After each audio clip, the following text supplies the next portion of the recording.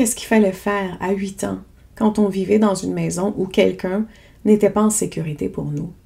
Qu'est-ce qu'il fallait faire à 12 ans quand la seule figure parentale disponible, elle était instable, elle était peut-être violente, elle était absente? Alors qu'est-ce qu'on faisait le soir quand un de nos parents buvait ou criait ou ignorait complètement notre existence comme si on n'était personne? Qu'est-ce qu'on a dû apprendre pour rester en vie? Et je ne parle pas en vie physiquement, je parle en vie émotionnellement. À ce moment-là, on n'a pas choisi, pas du tout. On s'est vraiment adapté. Et malheureusement, ou peut-être heureusement, on s'est suradapté. Et juste avant qu'on entre dans le sujet, si vous vous reconnaissez dans ce que je décris, si vous sentez que certaines blessures de l'enfance vous suivent encore aujourd'hui, je vous invite à jeter un œil au programme Soigner les traumatismes de l'enfance. C'est un accompagnement que j'ai créé pour vous aider à retrouver votre stabilité intérieure et enfin faire peut-être la paix avec ce que vous avez vécu. Donc le lien est sous la description. Donc on parlait de suradaptation. La suradaptation, c'est vraiment plus que d'être trop gentil. Quand on parle de suradaptation, on ne parle pas juste d'une personne qui est trop serviable, qui est trop empathique. On parle de quelqu'un qui, très très jeune, a dû scanner l'environnement en permanence pour détecter les risques, pour détecter les humeurs, pour détecter les simples tensions dans l'air finalement. Quelqu'un qui a appris à s'oublier pour que les autres ne perdent pas le contrôle. Quelqu'un qui a appris à se taire pour éviter la honte, pour éviter les critiques, les explosions émotionnelles, pour éviter plein de choses qu'il aurait pu vivre. Donc, ce qu'on apprend quand cet attachement il est dangereux, quand votre lien d'attachement, celui qui est censé vous protéger, être sécuritaire, ça devient en fait une source de menace. Eh bien, le corps, il apprend très très vite qu'il ne peut pas être lui-même. Alors, il va changer. Il va devenir docile, invisible, performant peut-être. Il va peut-être devenir drôle. L'humour est souvent utilisé. Il veut être fort devant les autres ou extrêmement parfait. Donc, il fait tout ce qu'il faut pour survivre psychologiquement dans un environnement qui est complètement instable. Et ce qui est troublant, c'est qu'à l'âge adulte, évidemment, ces mécanismes sont toujours là, même quand il n'y a plus de danger. Parce que vraiment, véritablement, vous comprenez objectivement qu'il n'y a plus de danger. Le problème, c'est qu'on devient des adultes qui est hyper adaptables. C'est toujours OK.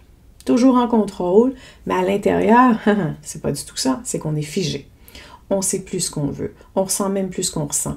Et je vous dirais qu'il y a toujours cette petite voix dans la tête, celui qui dit « je suis brisé, je suis foutu, je suis raté, je suis trop fragile, je suis trop intense, je suis trop aussi, etc. » Donc, c'est compliqué. Et ce que ça donne aujourd'hui, c'est qu'on devient des adultes qui, justement, hyper adaptables, toujours en train de s'ajuster à ce que les autres attendent de nous. Toujours OK, toujours fort, toujours capable. Hein? Donc, il faut développer des antennes, il faut être en alerte, il faut être anticipé, l'imprévisible. Il faut lire les visages des autres, lire les silences, lire les sons, lire tout sans arrêt. Et surtout, ne jamais se défendre. Et surtout, ne jamais se détendre. Et vous savez quoi? Ça marchait. Parce que quoi? Vous avez survécu, vous êtes d'accord? Tout a fonctionné. Ça y est, ce que j'ai fait, ce que j'ai utilisé comme tactique, je dois le réutiliser. Parce que ça fonctionne. J'ai survécu, je suis là. À l'intérieur, il y a souvent un grand vide, il y a souvent des grandes tensions qu'on n'arrive pas à nommer. Ça, c'est pas grave, hein? Alors, je vous dis, il y a quand même un problème. Aujourd'hui, vous n'avez plus besoin de tout ça. Vous n'êtes plus en danger permanent. Mais votre système continue de vivre comme si le pire allait arriver d'une seconde à l'autre. Et ce qui était une adaptation parfaite dans un contexte de danger, c'est devenu aujourd'hui une armure qui vous pèse. Alors, vous vivez dans un monde qui est relativement stable, utilisons les bons mots quand même, avec les réflexes, comme si vous étiez sur un champ de guerre. Alors, vous êtes suréquipé émotionnellement pour faire face à un danger qui n'est plus là. Et vous allez vivre chaque émotion comme une menace, chaque lien comme un risque, et à force, à la longue, vous finissez par tuer cette douceur que vous avez en vous, l'innocence que vous avez en vous, la spontanéité que vous avez en vous. la créativité que vous avez en vous. Alors c'est triste quand même un tout petit peu, n'est-ce pas? Et c'est ça le cœur du travail de guérison, pas de vous changer. On veut vous ramener ici. Ah, ce qui se passe ici maintenant dans le présent. Un présent où ce passé n'existe plus, il peut être très loin. Vous êtes un adulte qui peut gérer tout ça. Vous pouvez vous défendre contre tout ce qui se passe.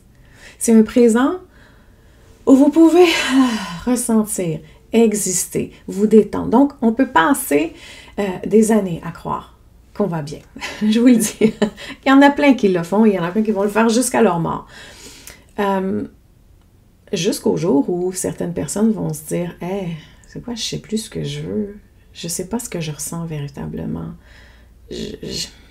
Dès qu'on est seul, on va dire oh, « Ça y est, je suis démoralisée. » Alors, cette suradaptation va se manifester de plein de façons. On peut le voir avec l'épuisement. Alors, c'est pas juste une simple fatigue physique. C'est pas physique, c'est vraiment comme une fatigue existentielle. Comme si vivre, ça demandait une énergie qui est énorme, juste pour tenir debout, pour rester fonctionnel, pour faire bonne figure.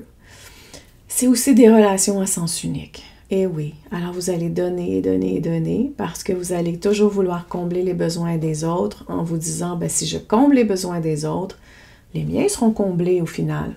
Mais c'est pas ça. Alors, vous écoutez, vous comprenez, vous ajustez, vous êtes compréhensif. Ah, c'est sûr, il agit ou elle agit comme ça parce que... Alors, on va être compréhensif. Et parfois, on dit même rien parce qu'on ne veut même pas déranger. Parfois, il y a certaines personnes qui vont se taire constamment. Il y en a d'autres qui vont se battre beaucoup. Les polarités, c'est jamais bien. On aime être au centre. Donc, on s'est tellement habitué à ne pas avoir de place qu'on ne la réclame même plus. Et si on la réclame, parfois, on va demander aux autres de nous aider plutôt que de dire « Hey, ces personnes-là ne veulent pas que j'ai cette place. » Et on quitte. On ne quitte pas, on se bat. Il peut y avoir aussi beaucoup de confusion à l'intérieur de nous. Hein?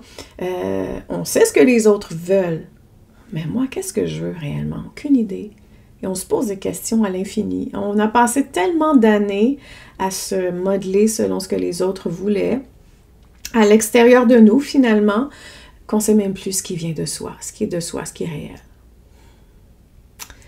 L'inauthenticité aussi, on peut ressentir ça. Hein? On sourit, on gère, on fait comme si tout allait bien.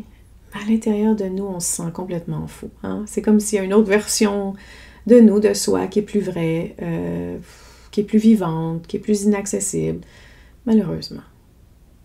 Et certaines personnes, on en parle, on en a discuté tout à l'heure, cette colère aussi qui est énorme, mais qui reste cachée quand même sous un calme, sous les « Ah, c'est pas grave, pense-y pas », une colère qui est sourde, qui va souvent être, on va l'avoir dans l'impatience ou dans plein de choses comme ça.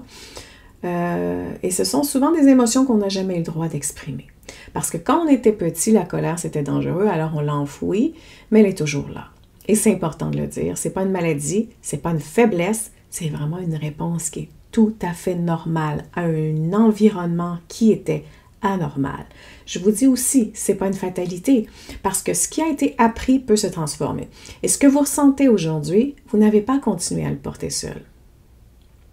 Alors guérir, c'est pas se reprogrammer nécessairement, c'est vraiment se souvenir. Ce que vous avez fait, c'était une réponse intelligente à un environnement difficile. Mais c'est plus nécessaire aujourd'hui. Alors guérir, c'est pouvoir habiter son corps, même quand il est, je veux dire nerveux, là, même quand il tremble, même quand il a peur, c'est pouvoir dire non, même quand ça fait peur de dire non. C'est de ne plus vouloir performer la paix pour avoir de la valeur. Est-ce que ça fait du sens, ce que je dis? C'est vouloir aussi réapprendre. Réapprendre quoi? À être en lien avec soi-même aussi, mais avec les autres sans se trahir. On ne veut pas se trahir, on veut s'écouter. Alors je vous demande de vous souvenir, ce n'est pas vous qui êtes trop, c'est le passé qui a été trop pour vous. Sur ce, je vous dis, prenez soin de vous, car tout le reste suivra.